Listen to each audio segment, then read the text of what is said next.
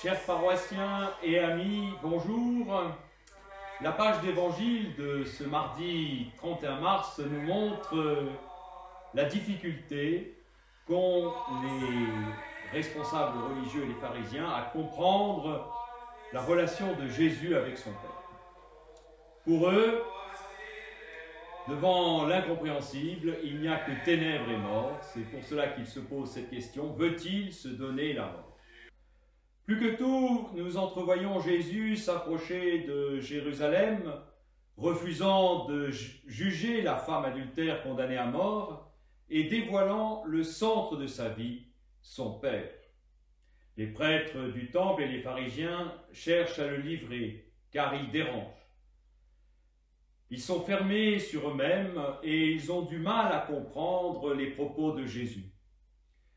Ils sont incapables de venir à Jésus parce que ce qu'ils recherchent avant tout, c'est le légalisme. Pourtant, Jésus leur donne l'unique clé de lecture qui mène à la vie, le reconnaître comme « je suis ».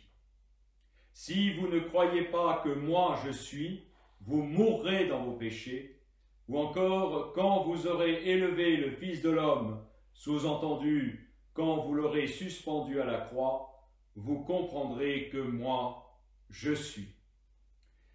Par cette expression que Jésus emploie plus d'une fois dans l'Évangile selon saint Jean, Jésus veut se référer à l'apparition de Dieu à Moïse dans le buisson ardent, lorsque Dieu se manifesta pour libérer son peuple de l'esclavage. Moïse avait demandé son nom et Dieu lui avait dit « Je suis ». Autrement dit, je demeure depuis toute éternité, mais aussi je suis avec vous dans votre vie de tous les jours, dans vos difficultés, dans votre histoire. Je vous accompagne si vous me le demandez. Les pharisiens n'ont pas saisi la portée de cette expression. Jésus ne cesse de leur dire qu'il se reçoit d'un autre et qu'il donne sa vie pour les autres. Il prend auprès du Père ses actes, ses paroles et tout son être. En cela, Jésus est décentré de lui-même, puisqu'il reçoit sa vie et que sa vie est tournée vers la vie pour nous libérer de nos esclavages, de ce qui nous entrave, nous enserre et nous angoisse. En cette semaine de la Passion, laissons le buisson ardent venir nous visiter dans notre vie et reconnaissons-le comme le vivant, le ressuscité.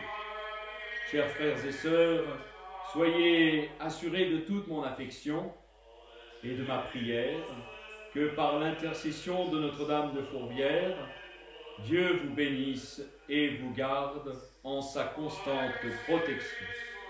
Dieu soit loué.